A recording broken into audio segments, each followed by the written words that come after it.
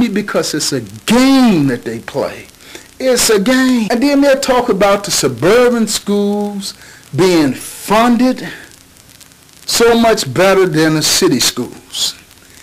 And it's based on their own tax basis and this and that. If they wanted to equally fund education in this state, all you would do is the state legislator, Mike Madigan, the House Speaker, the President of the Senate, and the Governor, and the other two people that run the state. Because if you think all these senators and all these state representatives run what going in the state, come on by, I got a bridge I'll sell you. You get those 5 people that run the state together, and you tell them what we're going to do is we're going to take the burden for the property taxes that they spend that goes toward education from each individual county, each individual community, and the state is going to take over it. And then we're going to disperse this fund equally throughout the entire state for education. And we're going to let the funds go where the needs are the greatest. Then all of a sudden you would have equal and balanced education. But you see, they're not interested in that. The state's not interested in providing adequate funding to educate our kids in the inner city. The city not interested. The mayor don't care. He the mayor of this city, and he didn't even send his kids to a public school. Now, how you going to be the chief executive of the city? And for that matter, look at the people who own the board to see if their kids go to public school. And if they do go to public schools, the top echelon in the board, if their kids, their grandkids and all this go to public school, they at the magnet schools. They at the top schools in the city. They're not at the little community schools. No, they're not. Now, how you go understand? It's a game that they play, talking about their concern about our kids, and they put these signs up every year talking about go to school the first day, blah, blah, blah. What? You got to stop letting those that's in power play games with your mind, people. It's a system in place that's designed for our communities to look the way they do. The infrastructure of our community is deteriorating, and it's by design. And see, now there's a move afoot through our inner city community. Regentrification is coming all over the city. You look in your inner city communities, you got 19 predominantly African American wards in the city. Out of those 19, over 50% of the population of those wards live below the poverty line. Now, when you get through with all this development, all these new 100,000, 200,000 and up homes and condominiums that they building on the south side, from 35th Street all the way back, you figure out who's going to be living there. Because when they finish with regentrification, you're not going to be able to afford to live in those communities. I keep telling you, go buy you a $200,000 house. The mortgage is starting off at $1,500 a month if you put the right deposit down. Now, if you go pay if you paying $200-300, and some of you living in housing paying $30-40 a month, how you go afford $1,500 a month to live in this city when they finish with regentrification? When they finish with it, tell me how you go afford it. And that don't include your light bill, your gas bill, your food.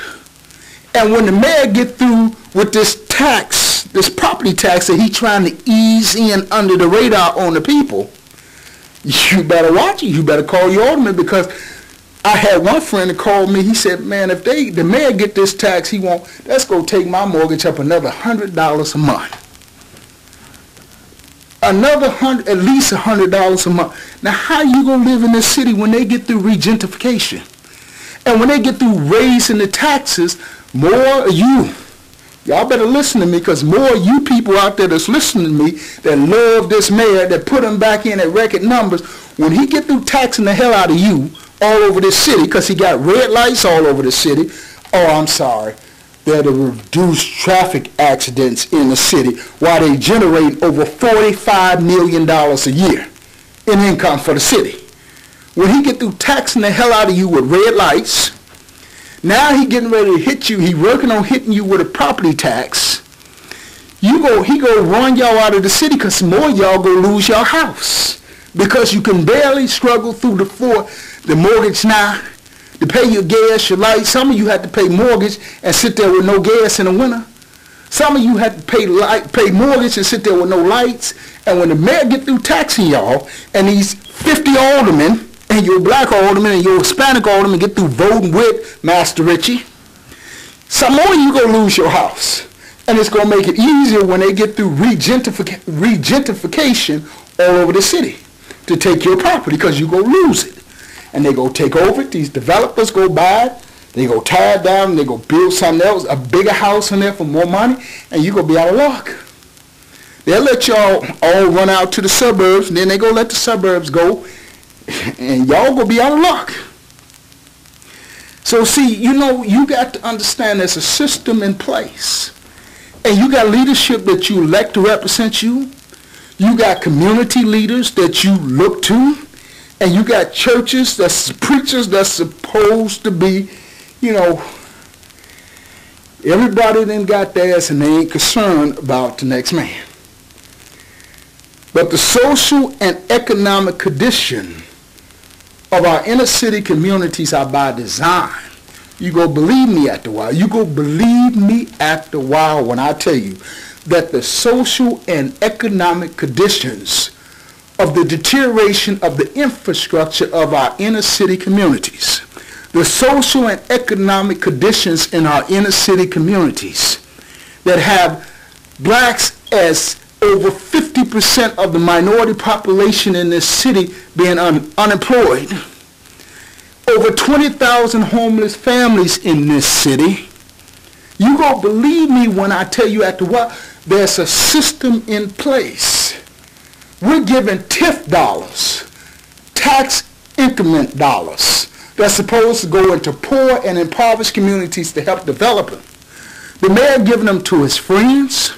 They giving them to downtown developers to develop, but they're not coming back into our community. And I don't understand that. I don't understand how you have over 20,000 homeless people in this city. Over 20,000. And you got aldermen passing a $6 billion budget and no economic development, no jobs coming back into our inner city communities to benefit the people of this community.